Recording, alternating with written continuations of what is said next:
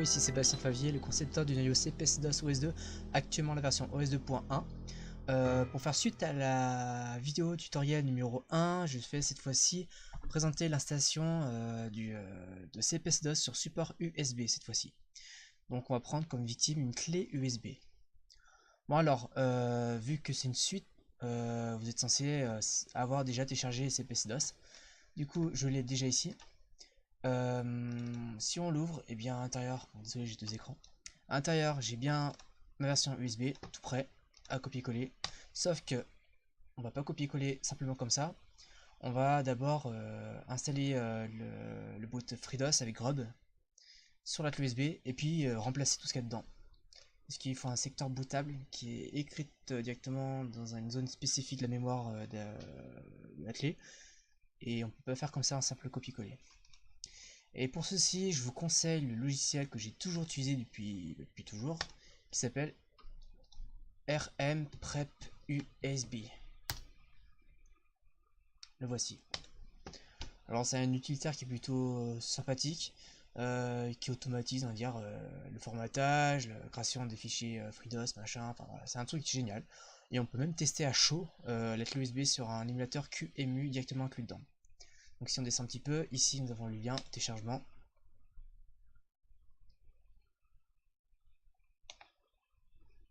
Et à l'intérieur, nous avons le premier venu. Moi je l'ai déjà téléchargé, le voici.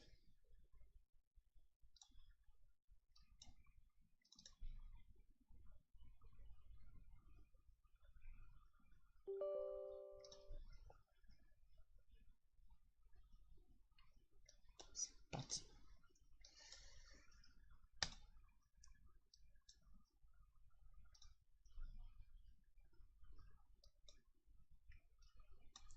J'exécute.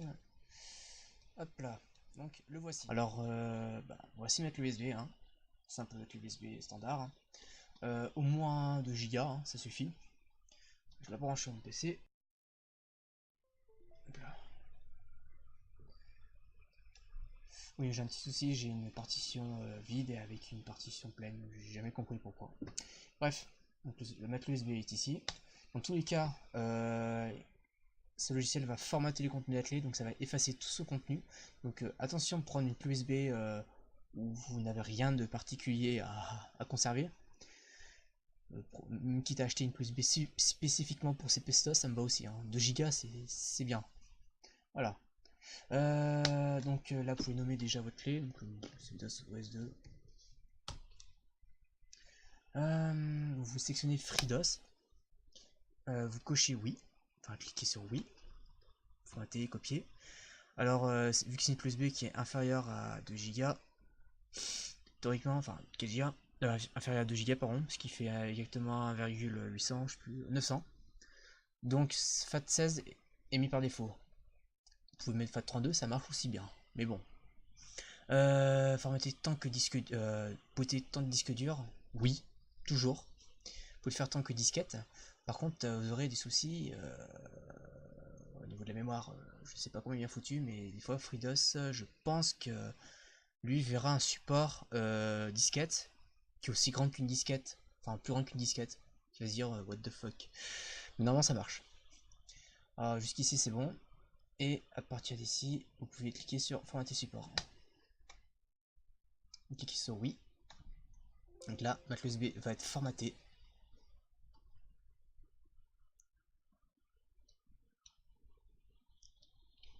Voilà, et ça a copié les fichiers PTN, putain, non, c'est quoi? Ok, je sais pas ce que c'est. J'ai toujours une partition étrange, je sais pas ce que c'est. Bref, celle qui nous intéresse, c'est celle-ci, c'est que je viens de faire.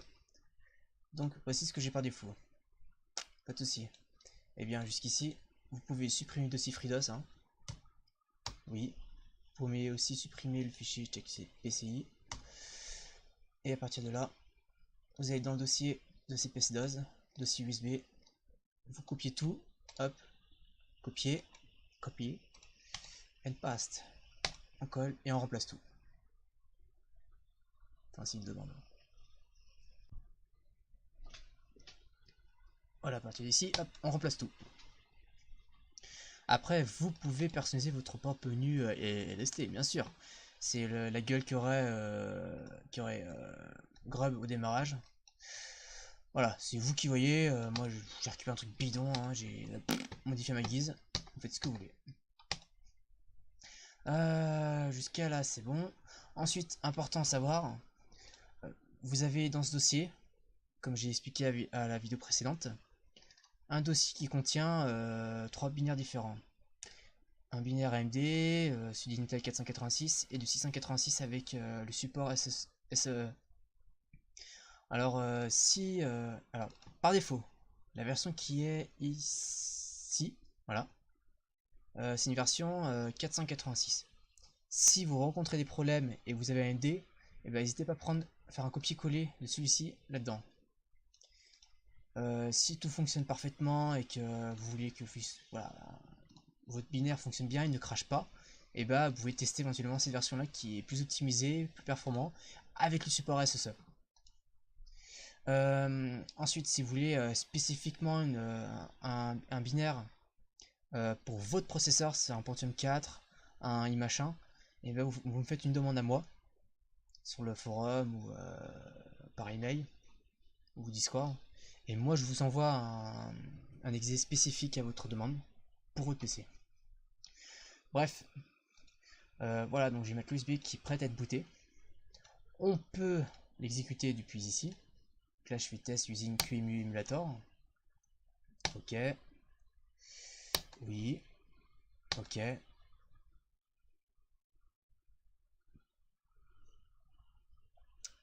Patienter un petit peu.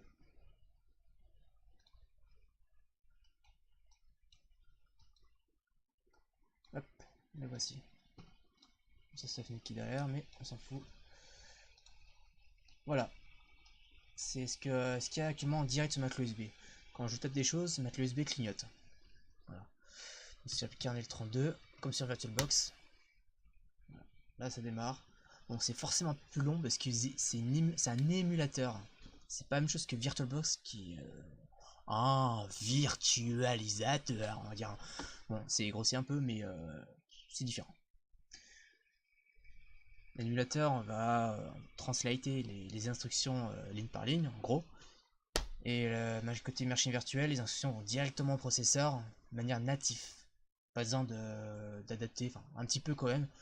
Il a un bloc de mémoire spécifique à lui, enfin voilà, c'est mappé différemment. Donc là, ma clé USB a fonctionné parfaitement, il a booté. Après, vous sur votre clé USB, vous pouvez aussi, à votre guise, modifier comment démarre la clé. Non, c'est mes jeux, pas touche. Ah oui, forcément il est verrouillé. Quitter. Et non, c'est déverrouillé, voilà. Alors, voilà, ça c'est le dossier principal. Ah oui, si vous configurez le réseau, comme sur la machine virtuelle, n'oubliez pas de modifier ce fichier là. Voilà, même que la dernière fois. Qui est dans pilote DOS, et c'est le fichier exec.bat. Donc c'est un truc bidon qui va bientôt changer, hein, il sera plus la même chose. D'ailleurs, il y a un gros V d'ici bientôt. Faut être modifié, et à l'intérieur, vous avez voilà, cette fameuse chose qui s'affichait sur votre écran. Alors bien sûr, vous pouvez taper directement ici kernel32.bat, ce qui démarrait directement cpcdos. Et vous pouvez, ça faisait bien le manuel, ajouter des arguments /ccp de points guillemets, et là vous mettez vos commandes cpdos c+. Ou non, il n'y a plus de guillemets, je crois, je sais plus. Et allez voir le manuel. Et comme ça, vous pouvez taper genre démarrer ou start slash, et ça démarre directement l'OS. Mais vous pouvez faire ça aussi directement dans le fichier configuration noyau, dans kernel, kernel.cpc. Voilà. Ah oui, c'est vrai, j'ai oublié de dire un truc. La correction syntaxique cpcdos c+, elle est inclue dans le dossier, qui est ici. Voilà, c'est celui-là. Vous pouvez l'importer dans Notepad. Vous faites langage, définissez votre langage, importer, et dans le dossier qui est là, et le voici. Importer, voilà. et je l'ai ici. Vous pouvez le modifier à votre guise, hein, faire vos thèmes et proposer votre thème. Et donc là, si langage, c'est PC, C++. T'es où toi? Pas où t'es? Oui, forcément, j'ai oublié d'enregistrer. Bah non. Enregistrer sous. Ouais, c'est bien ça. Oula. Un petit bug. On redémarre tout ça. Langage. Ah bon, voilà. Fallait juste redémarrer Notepad. Désolé. Voilà. Vous avez directement la correction syntaxique. Donc à la fin, voilà, bah, vous pouvez taper directement la commande démarrer. Vous faites CTRL-Q pour commenter. Pour démarrer l'OS directement. Parce que par défaut, l'OS ne démarre pas. C'est vous qui mettez vos scripts. Parce que par défaut, le kernel vierge n'a pas d'OS. L'OS est dans le dossier OS. Par défaut, j'en ai proposé 2 qui sont bidons, il n'y a rien dedans, c'est juste des trucs bidons avec un fond d'écran, une barre des tâches qui marche pas forcément bien.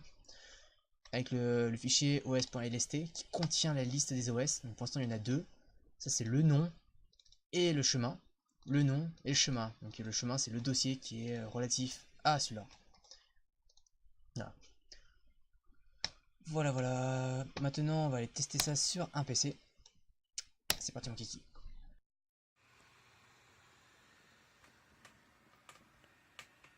Bah c'est parti, je vais mettre l'USB, je la branche.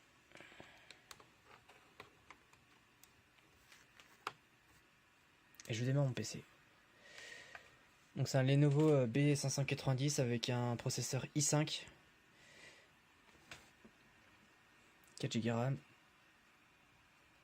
classique FreeDOS. Voilà le fameux menu qu'on a vu tout à l'heure, on est encore sous DOS ici. Et à partir d'ici, je vais taper kernel 32. Entrée.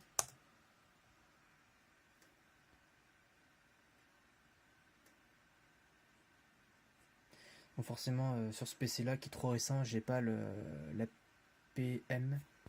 Advanced Power Management, qui est inclus dans le BIOS. Donc j'aurai encore des soucis. Donc voilà, mettre l'USB à booter sur ce PC. Allez, je reviens sur une petite chose qui pourrait être fort utile pour vous. Dans le menu bootloader, vous avez Install Grub4DOS. Ce truc est plutôt bien si vous maîtrisez Grub. C'est pour bah, vous connaissez le Grub, hein, c'est bon, pas besoin de l'expliquer. Hein. Voilà, donc sélectionnez ce menu là, vous sur une clé USB qui est sélectionnée derrière, ça l'installe directement et ça permet de reconnaître directement la partition avec le disque dur. Et c'est où intervient le fameux fichier menu.lst d'où vous pouvez personnaliser votre écran de démarrage. Bon, l'écran tuto d'écran de démarrage, ça sera plus tard, hein, le vrai truc du noyau.